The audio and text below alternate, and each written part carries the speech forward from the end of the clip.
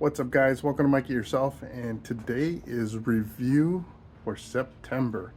And what we're going to look at today is two different items. We're going to look at the 21-inch wheel we put on the Road King, and then we're going to talk a little bit about the crank sensor swap that I did on that same Road King.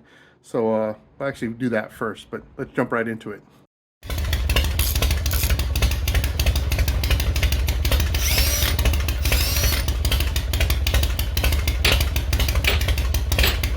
Damn it! Hi guys, if you recall, about at least a month or so ago, I was having issues with my bike starting. It would have like a funky start, and then it would end up dying while running. And I kind of just, again, long shotted it and jumped straight to the crank position sensor, which is located right there on this 07. And there's a connector below. So I just kind of shotgunned that part, just kind of thinking through what it could possibly be. And it looks like I nailed it with that part, because I have yet to have the bike die out, and it didn't do it every time before.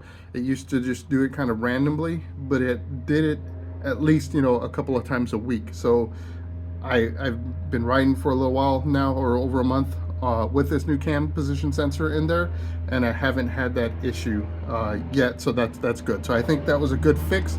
Again, relatively cheap, not a hard thing to do, so just keep that in mind. If you run into a similar issue, that might just be your problem. So eBay, throw it in. This was not the Harley brand one, so I was kind of a little bit worried, but it was it wasn't like some way off brand. I want to say it was one of the other kind of more common. Check out that video. I'll throw them up here at the end, so that way if you want to take a look back, you can at that original video, as well as this next thing we're going to cover. I love the look of the 21-inch wheel on the front of a Harley Davidson, especially going for that Vikla look that we're doing with this one. And we've got a lot of things to still do for this bike, but this was definitely one of the ones that was going to be super important. And if you recall, we swapped out the stock 16-inch wheel with a 21-inch 60-spoke DNA wheel, added the white wall tire not only to the front, but we also did it to the back. And then we swapped out our rotors to get a little bit better match to the new wheel. So some of the questions I get asked frequently, especially when I did this same swap out to my Softail, was how did it impact the ride? So I got to tell you, the ride has not been impacted, at least to the point where I can notice it. Even though having a smaller profile tire on there, you would think that you would feel it. I didn't. So like when I did the Softail swap out, it felt a little bit more sporty when it came to the road. Like, so if you've ever driven in a real sports car, something like maybe a BMW or something like that, where they've got like sporty tires on it, you can kind of feel the road a little bit more. That's what I experienced on that one. On this particular bike, and I don't know if it's just a difference in suspension, but I don't feel the road as much as I did with the Softail. But of course, I will tell you there is a slight difference. I mean, again, it's negligible between the feeling of the 16-inch with that much thicker wall tire versus this 21-inch. The other thing that sometimes you get asked is kind of how does it handle as far as steering goes. I don't know what's the difference, to be quite honest. I don't think it's a significant size jump. I think if you were to go to say like the 23 or up, definitely like the 30s, where you get that huge wheel, I absolutely believe you'll feel a huge difference in the steering, just because that thing is massive, right? And there are guys that have done that, so I would definitely urge you to question them. If that's something you're considering over the 21-inch, your choice. Now, when we did the upgrade, we did not upgrade the rear tire or wheel. So, and the reasoning behind that is it was already a spoked wheel. I'm only doing 21. So depending on you, like some people will say you have to have exactly matching wheels. I believe as long as the styles match, you're good to go. And then depending on how much of a difference you're going in the front, I think does play a part. So if you're going like 23, 30-inch wheel in the front, then I definitely wouldn't leave that as a 16. I would go 18 minimum. But again, it all depends on your budget as well too. So if it fits your budget and it, the look, is good with you, then be happy with what you got. I mean, that's on you, right? This is your bike, so you decide how you want it to look. We did swap out those rotors, and I'll tell you, I love the look. However, I get a lot of like a humming sound when I start to brake. Not humming slash squealing. I swapped out my brake pads and did a full like bleed of everything.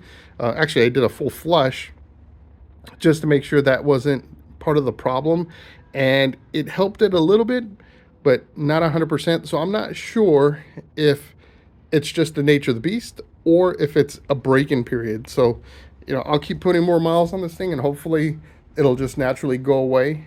It's not too bad, but every now and then, I guess, I think it's more of a problem when it's there. It bugs you, right? So that's the only gripe I have about those rotors. I love the look though.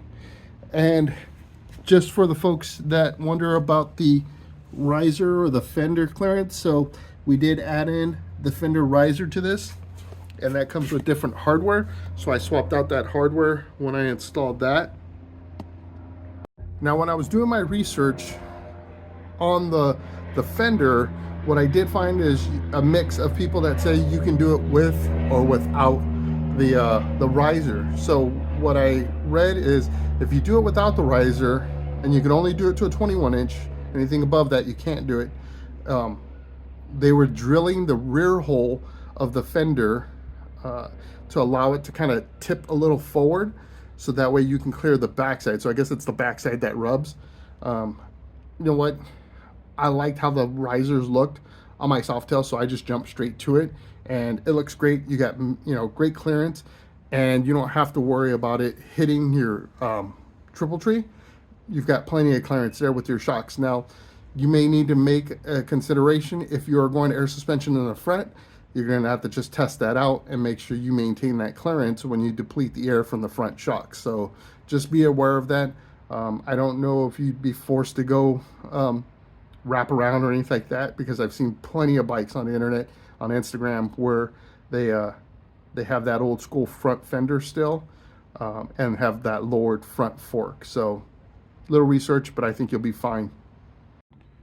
All right, guys, so just a quick recap. Front, the crank position sensor, swap that out, no problems. Very simple, cheap upgrade. Drag Specialties was the name of the brand, if I remember correctly on that. So again, it wasn't like some knockoff brand, but it wasn't Harley branded. And then our 21-inch 60-spoke DNA wheel with aftermarket rotors. And the only call out from that really is with the rotors having that squealing. Again, it's not intense, it's not while you're riding, it's really when you come to the stop, and usually right at the very end. So just as you're about to come to a complete stop is when you hear a little bit of a squeal.